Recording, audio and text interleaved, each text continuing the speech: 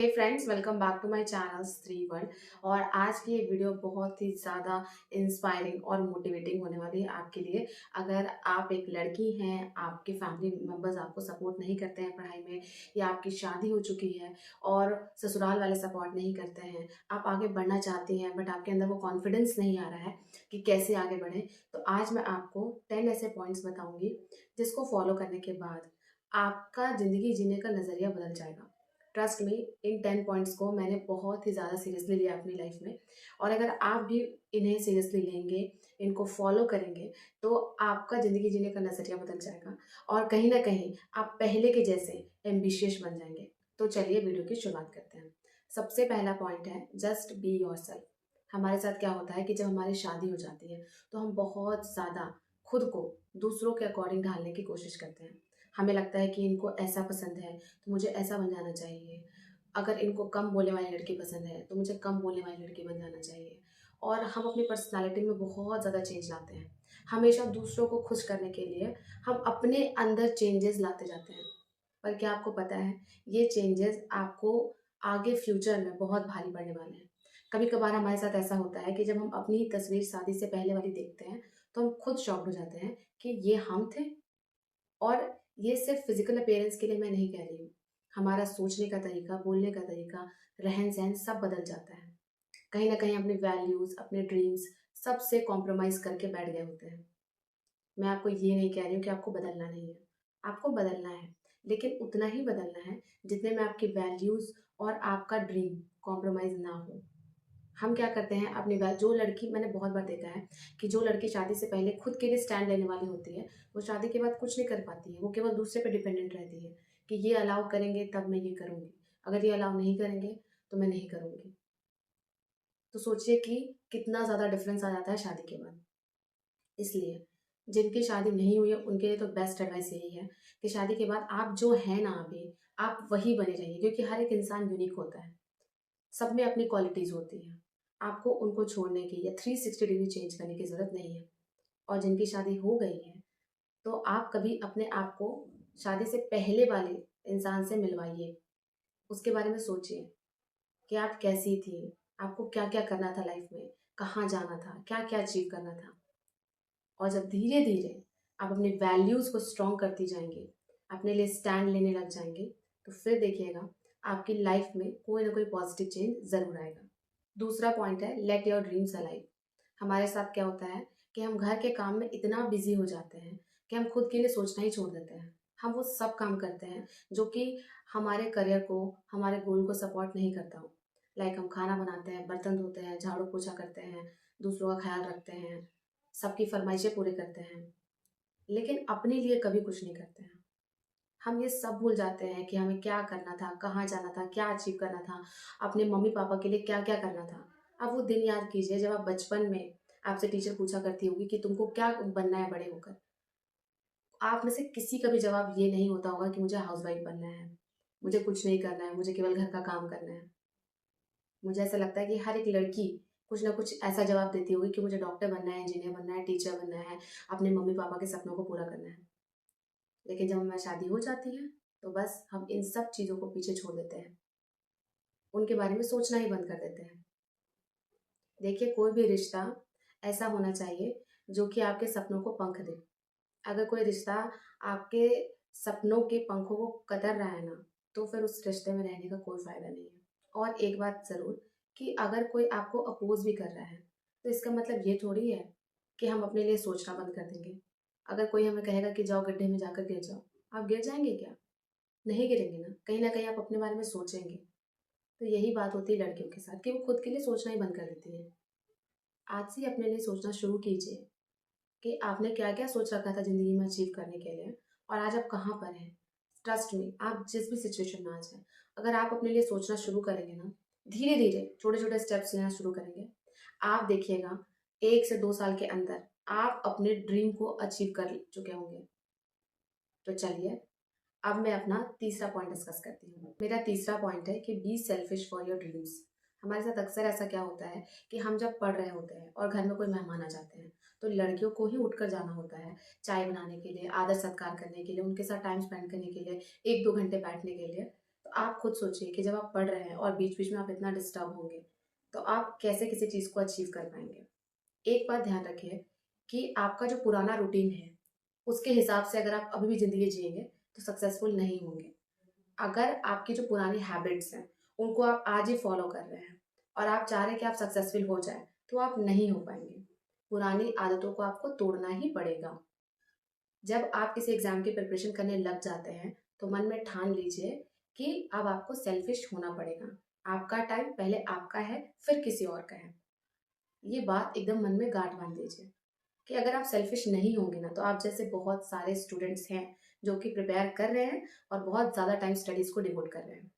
तो हाउसवाइफ्स के पास तो वैसे भी कम टाइम होता है। तो यहाँ पर आपको अपनी प्रायोरिटी सेट करनी पड़ेगी कि आपकी प्रायोरिटी क्या है। आपकी प्रायोरिटी केवल घर का काम करना है या फिर ज़िंदगी में कुछ आगे करना भी है। बहुत बार लड़कियों के साथ ये होता है कि वो पहले घर का काम करती है सारा और उनके दिमाग में केवल एक ही थॉट होता है कि अगर टाइम से सारा काम नहीं किया तो सास ससुर मेरे बारे में गलत सोचेंगे, मेरी इमेज गलत बन जाएगी। आप ये सोचिए कि लोग क्या सोचेंगे, ये भी आप सोचेंगे तो वो क्या करेंगे। आपको अपने ड्रीम्स के लिए सोचना है। आप उस काम को कीजिए जो कि आपके ड्रीम्स को फेवर करे। अनफेवरेबल काम को मत कीजिए। ये बहुत ज़रूरी है। मैं क्या करती थी कि मैं सुबह उठकर नाश्ता बना देती थी, उसके बाद मैं पढ़ने बैठ जाती थी। घर की क्लीनिंग मेरे से नहीं होगी बाबा, अगर मैं अपना टारगेट पूरा ही नहीं कर पाऊँगी तो झाड़ू लगा लगा के मैं क्या हासिल कर लूँगी ज़िंदगी में? पूरी ज़िंदगी फिर झाड़ू ही लगाते रह जाऊँगी। तो इस चीज़ को समझिए, ये बहुत गहराई वाली बात है। लोगों को लगता है कि झाड़ू पोछा करने में कितना ही टाइम लगता होगा। भाई झाड़ू पोछा करने में टाइम नहीं लगता है, लेकिन बर्तन साफ भी तो करने हैं, फिर और भी तो दूसरा काम करना है। ऐसे कर कर के इतने सारे काम हो जाते हैं कि सारा टाइम चला जाता है। और फिर आप एग्जॉस्ट हो जाते हैं और उसके बाद फिर सोचते हैं कि थके हुए मन से पढ़ाई करना शुरू करें। वो नहीं होने वाला है। आपको अगर पढ़ना है तो फ्रेश माइंड से पढ़ना होगा क्योंकि पढ़ाई ऑलरेडी एक बोरिंग चीज़ है। पढ़ने में किसी को मज़ा नहीं आता है। तो इसीलिए मैं आपको ये कहूँगी कि सेल्फिश बनिए। जहाँ से टाइम निकल रहा है वहाँ से टाइम निकालिए। अगर कोई घर में मेहमान आ जा रहे हैं 2-4 दिन के लिए, उनको सीधे-सीधे कह दीजिए कि इतना टाइम मैं आपको नहीं दे पाऊँगी क्योंकि मैं इस एग्ज़ाम की तैयारी कर रही हूँ, क्योंकि मुझे अपने आगे लाइफ़ में बढ़ना है। अब बहुत लोग इसके लिए भी इन चीज़ों को रिवील नहीं करते हैं कि अगर रिवील कर दूँगी और मेरा रिज़ल्ट नहीं आएगा, तो फिर वो मेरे बारे में क्या सोचेंगे? अरे कुछ भी सोचेंगे, सोचने दीजिए ना। और ऐसा कैसे होगा कि रिज़ल्ट नहीं आएगा? आप 1 से 2 साल पढ़ के तो देखिए, आपका रिज़ल्ट ज़रूर आएगा। इसीलिए अपने ड्रीम्स को लेकर सुपर सेल्फिश रहिए। टाइम निकालिए और पढ़िए। मैं ये नहीं कहती कि बहुत सेल्फिश होना कि कोई बीमार है, कोई घर में मर रहा है तो उसके पास मत जाओ। लेकिन फालतू में टाइम वेस्ट मत कीजिए। यहाँ पर आपको ध्यान देने की ज़रूरत है। अपने कॉमन सेंस से अपना टाइम जो है उसे सेव कीजिए। चलिए अब मैं 4th पॉइंट डिस्कस करती हूँ। 4th पॉइंट है उतनी ही ज़िम्मेदारी लीजिए जितना कि निभा सकें। ये बहुत ज़्यादा ज़रूरी है।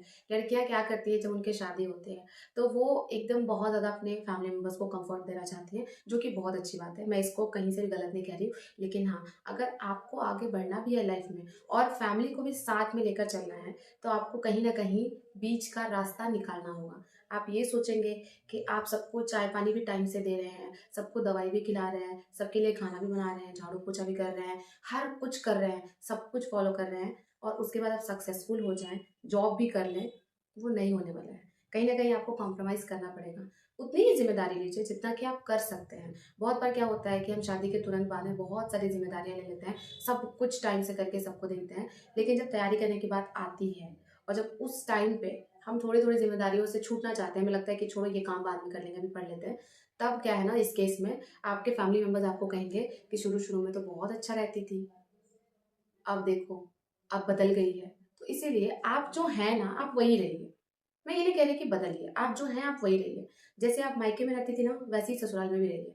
जैसे मैं अपना एग्ज़ाम्पल बताती हूँ, जैसे मुझे ऐसा लगता था कि मैं ठीक है किचन का काम मैं कर लूँगी, बर्तन भी धो लूँगी, बट ये क्लीनिंग-व्लीनिंग मेरे से डेली-डेली नहीं होने वाला है। तो मैंने इसकी ज़िम्मेदारी ली ही नहीं। मैंने स्टार्टिंग से ही वो चीज़ नहीं किया, क्योंकि कहीं न कहीं मुझे ये दिमाग था कि अगर मैं सारा काम खुद ही करूँगी, तो फिर मैं पढ़ाई कब करूँगी? क्योंकि आज के डेट में ना कॉम्पिटिशन कम नहीं है और वैसे बच्चों से कम्पीट करना, जिनके पास कोई काम नहीं है, सिर्फ़ पढ़ना केवल जिनका काम है, उनसे कम्पीट करना है तो थोड़ा-सा मुझे एक कदम पहले ही सोचना होगा। तो ये चीज़ मैंने पहले ही अंदाज़ा लगा लिया था कि कल को जब मैं तैयारी करना शुरू करूँगी, तो मेरी लाइफ़ में ये सिचुएशंस आ सकती हैं। थोड़ा-सा आप अपनी बुद्धि का प्रयोग करेंगे, आप बहुत बड़ी-बड़ी मुसीबतों से ना आसानी से गुज़र जाएँगे, उनको आसानी से पार कर लेंगे। इसीलिए केवल उतनी ही ज़िम्मेदारी ले लीजिए जितना कि आप निभा सकते हो। अपनी कैपेबिलिटी से ज़्यादा करने की ज़रूरत नहीं है। चलिए अब मैं अपना 5th पॉइंट डिस्कस करती हूँ। 5th पॉइंट है be clear about your values, perception and dreams. आपकी वैल्यूज़ क्या हैं? उसके लिए ना शुरू से ही क्लियर रहिए। बहुत बार मुझे ऐसे कमेंट आते हैं कि मेरे हस्बैंड मुझे मारते हैं, मुझे गाली-गलौज करते हैं। अगर आपकी वैल्यूज़ ऐसी है कि आप किसी की भी गाली को बर्दाश्त नहीं कर सकते, फर्स्ट डे जब आपके साथ ऐसा होता है, पहले दिन ही क्लियर हो जाइए। पहले दिन ही उनको कह दीजिए कि अब मैं ये बर्दाश्त नहीं करूँगी। आज बोल दिया सो बोल दिया, अगली बार कुछ कहोगे तो फिर बहुत बड़ा एक्शन लूँगी। पहले दिन ही अपनी बाउंड्री को ड्रॉ कर लीजिए। हमारे साथ क्या होता है, बहुत बार ऐसा होता है लड़कियों के साथ कि उनको जब पहला थप्पड़ मिल लगता है तो वो सोचती है कि गुस्से में मार दिए होंगे और फिर आराम से उसको झेल जाती हैं। फर्स्ट टाइम पे जब उनके साथ घरेलू हिंसा होती है तो उसको वो माफ़ कर देती हैं। आपको वो माफ़ नहीं करना है। आपको पहले दिन ही बाउंड्री ड्रॉ करना होगा कि इतना तो कह दिया बस, आज कह दिया सो कह दिया, अगली बार कहोगे तो मैं भी उल्टा कहूँगी। और हर चीज़ को ना बर्दाश्त करना छोड़ दीजिए। बहुत बार होता है ना, हम सोचते हैं चलो ना ये चीज़ें बर्दाश्त कर लेते हैं, कोई बात नहीं, इतना ही कहा इन्होंने। आपको पता है जो लोग दबते हैं ना, उनको और ज़्यादा दबाया जाता है। तो ज़बरदस्ती देखिए, शोषण करना बुरा बात है, लेकिन शोषित होना ना उससे भी बुरी बात है। आप दबेंगे, वो आपको दबाएँगे, आप झुकेंगे, वो आपको और झुकाएँगे। तो इसलिए अपने लिए स्टैंड लेना सीखिए। चलिए, अब मैं आपसे 6th पॉइंट डिस्कस करती हूँ।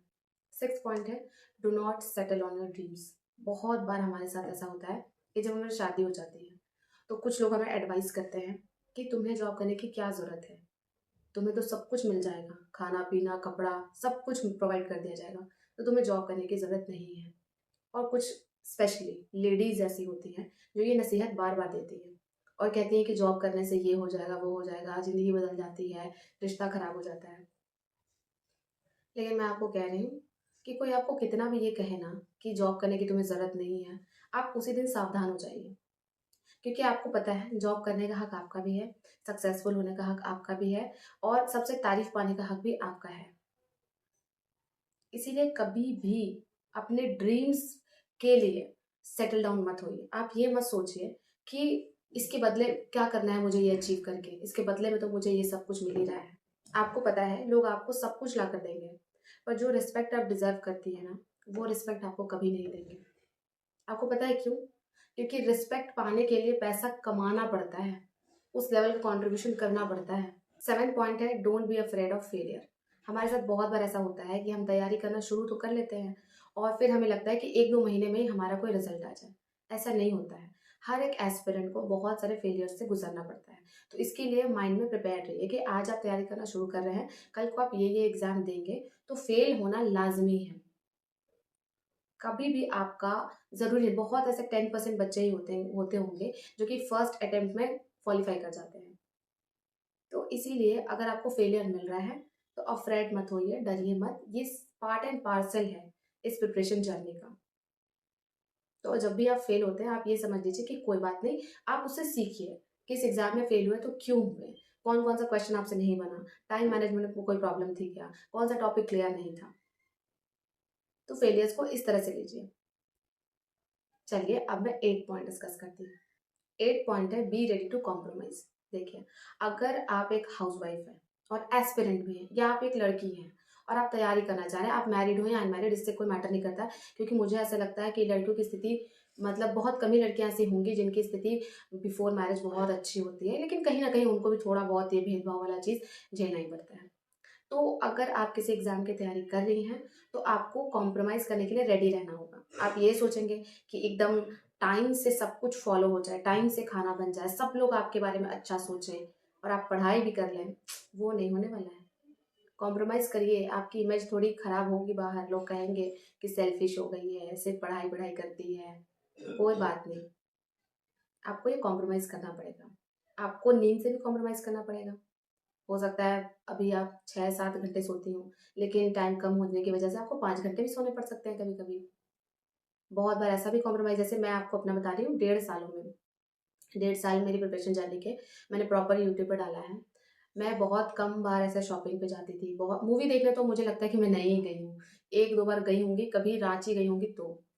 क्योंकि मुझे लगता है कि इन सब टाइम को सेव करके, एक तो हम हाउसवाइफ, एक तो दूसरा घर का काम, और ऊपर से कि टाइम भी कम, और उसके बाद भी हम ये सोचेंगे कि हम ये सब भी कर लें, सारे काम, शॉपिंग पे भी जाएं, मूवी देखने भी जाएं, घर में भी बहुत देर देर तक बात करें, फ्रेंड से भी कनेक्शन में रहें, वो नहीं होने वाला है। इन चार चीज़ों में ना बहुत ज़्यादा टाइम वेस्ट होता है। अगर आप इन चार चीज़ों को छोड़ देंगे, आपका बहुत सारा टाइम जो है वो सेव हो जाएगा।